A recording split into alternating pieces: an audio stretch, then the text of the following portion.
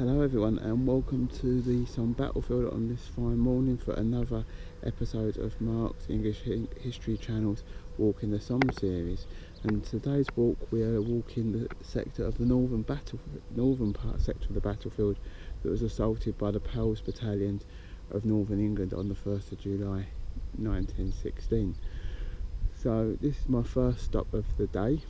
We've just come up from where we started the walk, just up along the main road to a concrete checkpoint, and the reason why we're here is it gives you a wonderful panorama of the battlefield. So let me just spin you around. You've got the concrete checkpoint ahead, has nothing to do with the war I believe, and then coming round before you get to the road, so this is the Serre road heading down to heading east towards the German positions, and beyond down in the dip you've got the village of Serre, the Serre chapel and the area of the front lines on the 1st of July. As we move across, you look across the battlefield further, and as you come round you'll see the trees of the Hawthorne Ridge crater straight ahead. Just over to the left there, to the right of them, you see the pine trees of Newfoundland Park, and beyond on the top of the crest you see the monument at Serre. Now from the concrete checkpoint, which was back that away further west down the Serre road, and we're now on a trackway that was known at the time as Sackville. Communication trenches from here would run back towards Colin Camps, where we started the walk. The farm directly across the field there is the Signey farm, and that was used as a defensive location, sheltering inside cellars, etc., for men that had come up to the front. Now if we look across here, you've got the corpses of trees around the village of Serre. So Serre chapel is directly ahead.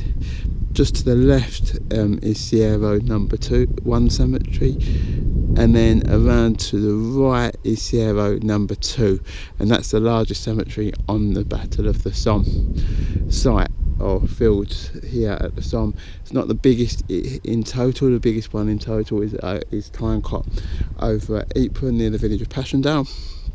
But here on the Somme it is the largest, with around 7,000 graves in it. Again, looking back down the trackway of Sackville, you've got the high ridgeline of the Verdun Ridge with Newfoundland Park and around on the high ground above Beaumont Hamel, and then Tietval over the top, so you get an understanding of actually where we are in conjunction on this battlefield at present. This valleyway that the track drops down into just in front of us during the war had a light railway, because from the positions around the village of Serre, it was dead ground to the Germans. They had no visible line of sight into it, so they were able to build a light railway to bring up supplies, and then obviously on the 1st of July to bring back the wounded. So Serre number 2 cemetery, like I say, is just over there. Hopefully you can see it, the sun sort of glinting off of it a bit. Got some figures here. So it's the largest cemetery on the Somme, 7,139 graves in there, with 5,971 British, 619 Canadian, 401 Australian, 73 New Zealand, 34 South African, 28 Newfoundland and 13 Germans in there. Of the 5,971 British, 4,287 are unidentified, and that's going to be our next stop. Like I do with all my videos, I won't actually film in there, but I'll take some still photos, and then once when I've collated the video, I'll put all the stills at the end in a slideshow, so you can get an idea of the cemeteries. It's just it's a personal thing for me. I don't like filming inside of them. That's all. So I'll catch you up in a bit.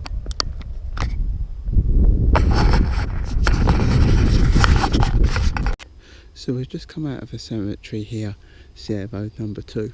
And next to it is the private memorial to an officer of the 1st Somerset's, Valentine Braithwaite, and he fell here on the first day, on the 1st of July 1916, attacking a German position known as the Heidenkopf, or on British maps labelled as the Quadrilateral.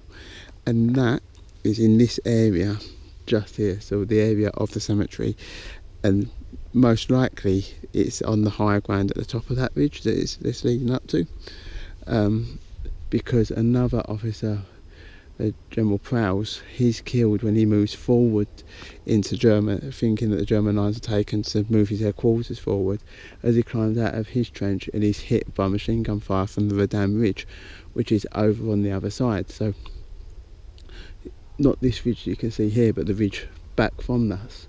So I would suppose that it would be further up if they've been able to view what's happening here from that ridge. Obviously communications could get fire over, they could indirectly fire, but more than likelihood the Heidenkopf is probably up on the top of the ridge, but it's in this area here is where that fortification and defensive network was. As we move further east along the Serre road to two cemeteries. So the first one, the one in front of us, is the French cemetery, and this cemetery commemorates the French soldiers who died here during the fighting around Serre in 1915, mainly around the Touvant farm. And then beyond is the British Serre Road number 1 cemetery, the original cemetery on the Serre Road for the British. And then across the road from both of them is the Serre Chapel. From Serre Road number 1 cemetery, which is back over there, up and heading in towards Serre Road number 3 cemetery there, and then the area around this area here, which is known as Sheffield Memorial Park. And the reason it's known as that is that this is one of the areas that the Sheffield Pals, one of those big Northern Pals battalions, alongside the Accrington Pals and the Leeds Pals, those battalions that were raised in a single town, attack from.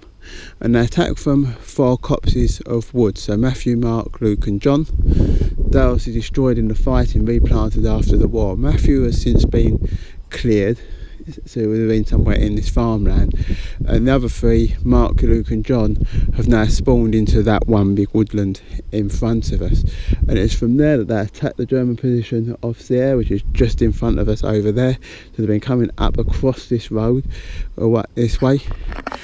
And the historian John Harris probably described it best in the 1960s when he said, the Pals battalions, 2 years in the making, 2 minutes in the destroying. And that was how quickly these battalions were wiped out. And this was a problem that no one in the British Army or the people that raised these battalions thought of. Yes, it's great having these battalions where they're all from the same football team, they're all from the same factory, from the same towns. Great communal spirit, great comradeship within the army. But what happens when these men are put into action? And this is the first time really they are put into action. Some of them see service in Egypt, guarding the Suez Canal.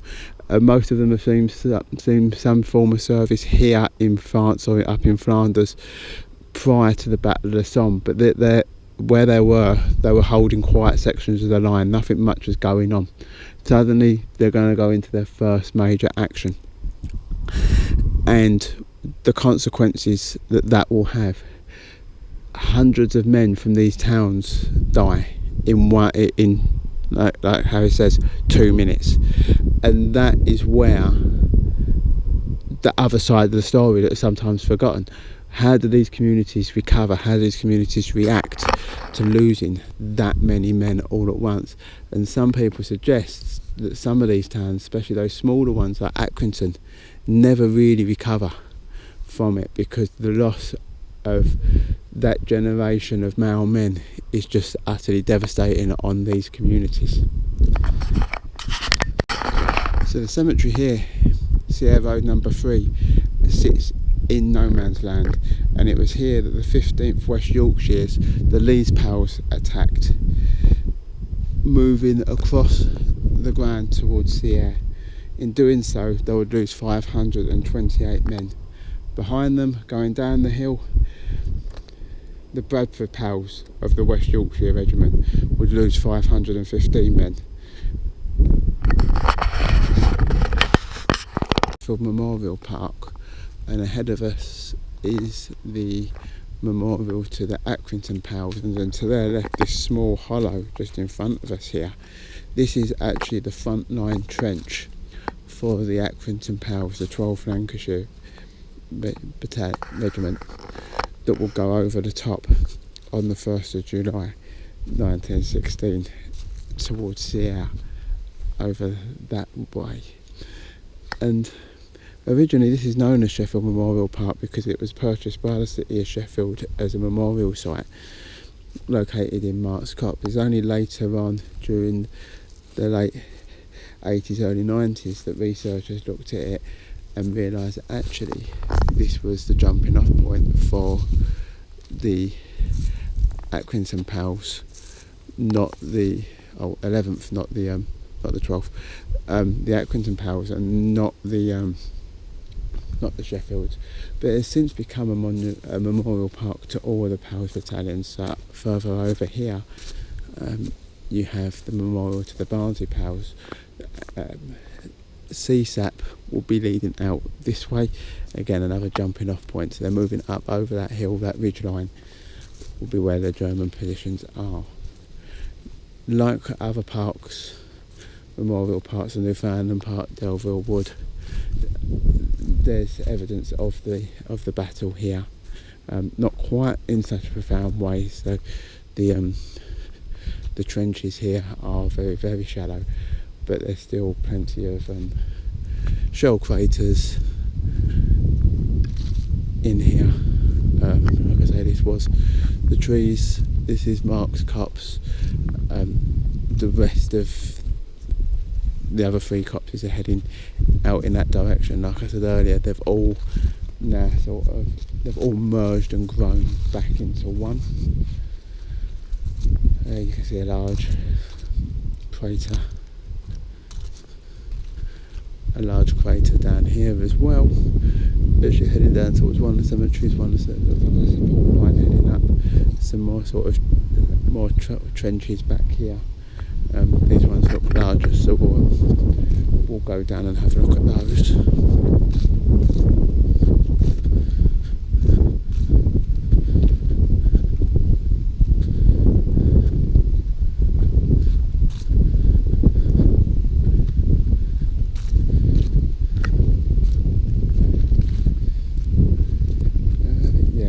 You can see the zigzag, it's risen slightly, but you can see the shape of the trench there.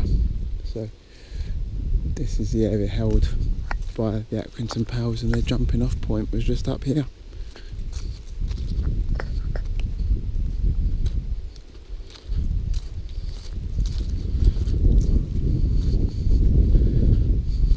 As we come back up,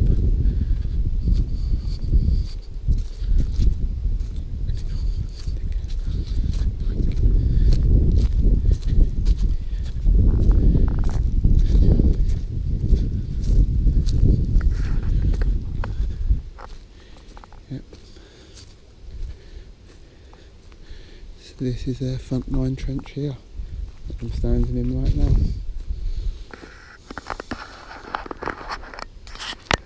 It's just exiting the third battlefield cemetery here.